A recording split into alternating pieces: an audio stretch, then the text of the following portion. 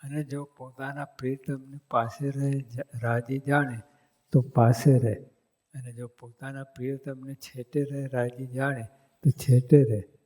પણ પાસે આપણે પોતાની મરજી પ્રમાણે, આપણી ઈચ્છા પ્રમાણે ભગવાન ઉપર હિત કરતા હોય તો ભગવાનની પાસે જ રહેવા માગે.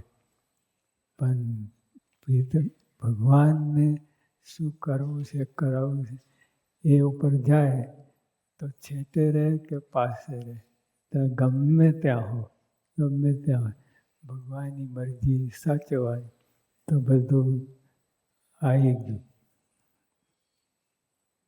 જો ગોપીઓને ભગવાન વિશે સાચો પ્રેમ હતો તો આજ્ઞા વિના ભગવાનને દર્શને ગઈ નહીં.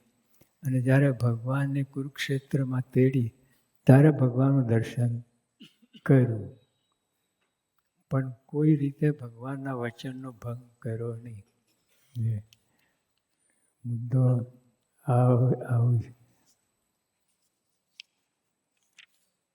એટલે પાસે દૂર કોઈ પ્રશ્ન જ નથી. ભગવાનની ઈચ્છામાં રહેવું એ મુદ્દો છે. જેને ભગવાન વિશે પ્રીતિ હોય તે ભગવાનની આજ્ઞા કોઈ કાળે લોપે નહીં. બસ આજ્ઞા ઉપર જવાની હોય.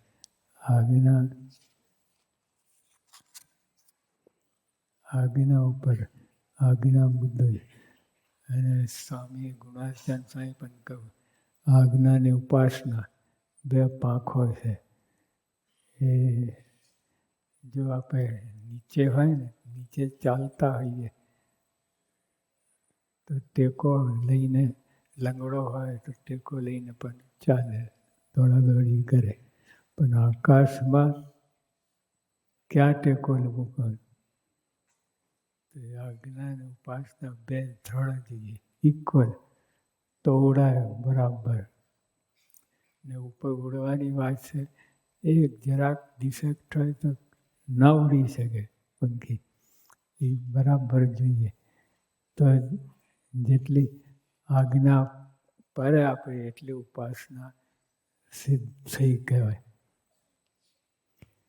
જેમ ભગવાનનું ગમતું હોય તેમ જ રહે એ પ્રીતિનું લક્ષણ છે. બસ ટૂંકમાં. પછી શ્રીજી મહારાજ બોલ્યા છે, લો એક અમે પ્રશ્ન પૂછીએ. પછી મુનિએ કહ્યું છે, હે મહારાજ પૂછો. પછી શ્રીજી મહારાજ બોલ્યા છે, જે ભગવાનનો ભક્ત હોય તો ભગવાનની મૂર્તિના સંબંધ વિનાના જે અન્ય સંબંધી પંચ છે તેને તુચ્છ કરી નાખે. અને પંચ પ્રકારે એક ભગવાનનો સંબંધ રાખે છે. એવો જે ભક્ત, તેને ભગવાન એમ આજ્ઞા કરે જે તમે આમ થકી છેટે રહો. તે જો ભગવાનના દર્શનનો લોભ રાખે તો એને આજ્ઞાનો ભંગ થાય. અને જો આજ્ઞા ના પાડે તો ભગવાનને ભક્તો પર હેત ના રહે. માટે ભક્ત જેમ માઇક શબ્દાદિક પંચ વિષયનો ત્યાગ કર્યો છે, તેમજ ભગવાન સંબંધી જે શબ્દ, સ્પર્શ, રૂપ, રસ અને ગંધ એ પંચ વિષય છે તેનો પણ ત્યાગ કરે કે ના કરે. બે વસ્તુ. એક, જો પંચ વિષયનો ત્યાગ કરે, તેમ ભગવાનને માટે પંચ વિષયનો ત્યાગ કરે, અને એવી રીતે જો આજ્ઞા ના પાડે તો અને પાસે રહે તો એ આજ્ઞાનો ભંગ થયો કહે. ભગવાન છેટે રહેવાની આજ્ઞા કરીને પાસે રહે તો મહારાજે પ્રશ્ન પૂછ્યો, એને કેમ કરવું? જો એ હેત રાખીને ભગવાનની પાસે રહે અને છેટે ના જાય તો આજ્ઞાનો લોપ થયો.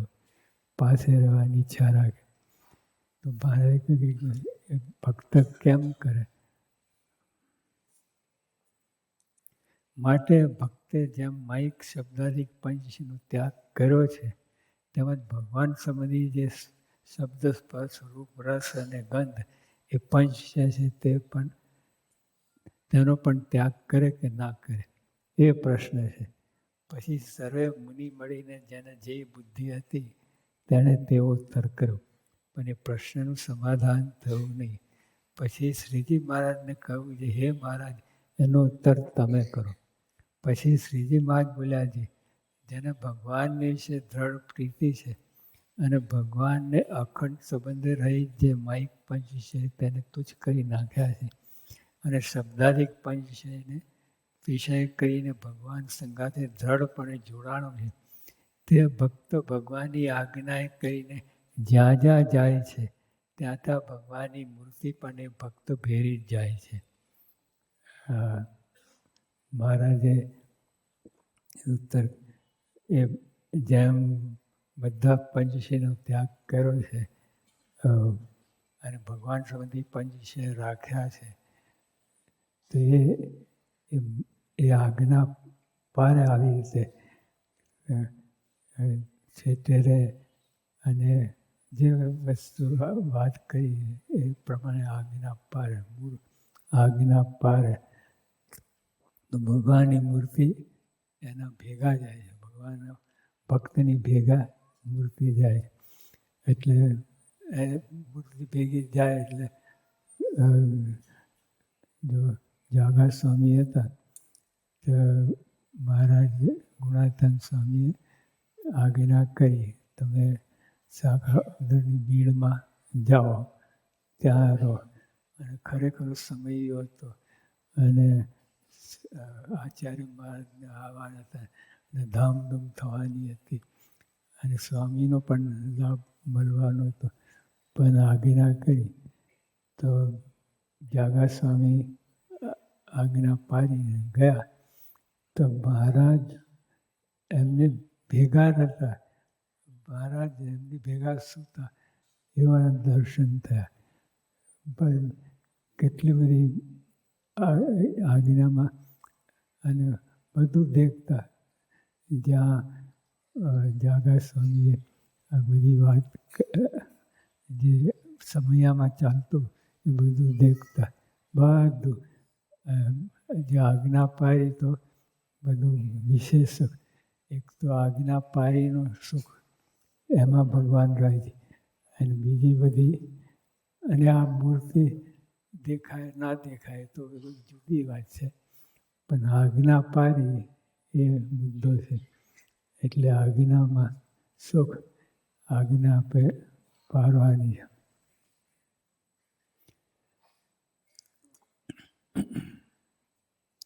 અને શબ્દાધિક પંચે કંઈક ભગવાન સાથે દ્રઢપણે જોડાણું છે. તે ભક્ત ભગવાનની આજ્ઞાએ કરીને જ્યાં જ્યાં જાય છે ત્યાં ત્યાં ભગવાનની મૂર્તિ પણ એ ભક્ત ભેળી જ જાય છે. મૂળ આજ્ઞાથી આજ્ઞા પારવાની. ને જેમ એ ભક્તને ભગવાન વિના રહેવાતું નથી, જો તેમજ ભગવાનને પણ એ ભક્ત વિના રહેવાતું નથી. અને ભક્તના હૃદયમાંથી આંખનું મટકું ભરીએ તેટલી વાર છેટે રહેતા નથી. જો મૂળ આજ્ઞા જો પરાય તો બધું તમે ગમે ત્યાં હો, પાસે હોય, દૂર હોય, છેટે હોય, પણ આજ્ઞા મુદ્દો. અને મહારાજના વખતમાં આપણે જોયા કેટલા એકાંતિક ભક્તો હતા, આજ્ઞામાં જ મૂળ આજ્ઞાથી છેટે રહે. અને અત્યારે પણ જો અમેરિકા, ઇંગ્લેન્ડના હરિભક્તો હોય ત્યારે પણ આજ્ઞા પાડે, આજ્ઞામાં જે વસ્તુ કહેવામાં આવી છે એ રીતે રહે તો છેટેના પાસે કોઈ પ્રશ્ન નથી. અને છેટે પાસે રહે અને આજ્ઞા ના પાડે, જો ઓલા પતંગ છે ને, પતંગ ચડાવીએ તો 1 માઇલ દૂર જતી રહે તો દોરી હાથમાં છે ને અમમ કરીએ તો પતંગ નાચે. અને પાસે જ હોય, મોટો પતંગડો હોય 10 ફૂટનો પણ દોરી કટ થઈ જાય, ગમે એટલા હલાય તો હાલે નહીં, પાસે જ હોય તો. એટલે મૂળ આજ્ઞારૂપી દોરી અને પતંગરૂપી મૂર્તિ આ 2 હોય તો કામ ચાલે. તો આજ્ઞામાં બધું જે કંઈ આવે એ રહે. અને ભગવાનના ભક્તો વિના રહેવાતો નથી. અને ભક્તો પણ ભગવાન વિના રહેવાય ને એ તો વાત સાચી, પણ ભગવાનના ભક્ત વિના રહેવાતું નથી. એટલું બધું કર્યું. એટલે આપણે આજ્ઞા ઉપાસના જે મહારાજ સ્વામીએ કહ્યું એમાં દ્રઢ કહીને રહેવું. માટે ભક્તને પંચ પ્રકારે ભગવાન સંગાતે અખંડ સંબંધ રહે છે. કેમ છે? જે શબ્દાધિક પંચ વિષય વિના જીવ માત્ર રહેવાતું નથી, તે શબ્દાધિક પંચ વિષયને એણે તુચ્છ કર્યા છે ને પાંચે પ્રકારે કરીને ભગવાન વિશે જોડાણો છે. તે માટે ભક્તને ભગવાન સાથે અખંડ સંબંધ રહે. શ્રીજી માએ કહ્યું, જે હરિભક્તને રહેવું હોય મારી પાસ તો તમે મેલજો રે મિથ્યા પંચ વિષયની આસ. હવે એ તો આસ ભગવાને આ શબ્દ લૌકિક આ પદાર્થ હોય એના માટે સખત વેર એ બને નહીં. બે કા ભગવાનને રાખો તો કા વિષયને રાખો, બેમાંથી. એટલે આપણે બધા હરિભક્તોએ આજ્ઞામાં ખાસ કહીને રહેવું અને રહેવા જેવું છે. આ મહારાજ ક્યારેય મળ્યા નથી.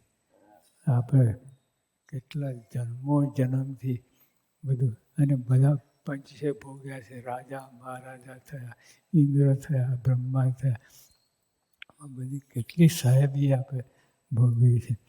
અને હવે આ મહારાજને રાખવા માટે પંચ વિષયનો ત્યાગ કરીને જે આજ્ઞા પ્રમાણે પંચ વિષય ગ્રહણ કરી, એમાં આસક્તિ ના હોય. એ પણ આજ્ઞા પ્રમાણે રહે એમાં પણ આસક્તિ ના હોય.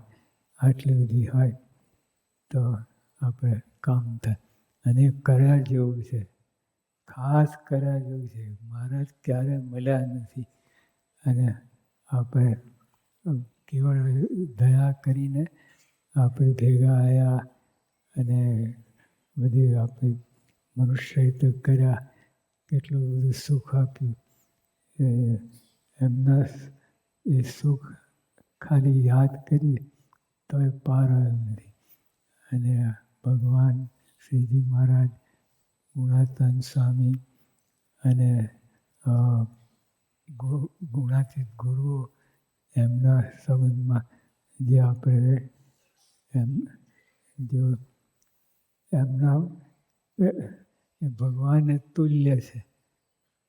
સંત ને સાહેબમાં અંતર નહીં એવી વાત કરી. તો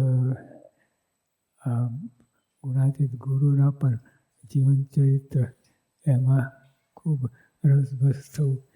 એને ભગવાન એક જ છે. એટલે એમાં આપણે રહેવું એટલે બધું આવી જાય.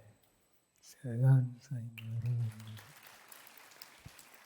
એટલી વચનાંતમ એ રીતે કાર્ય 11 વર્ષના થયો.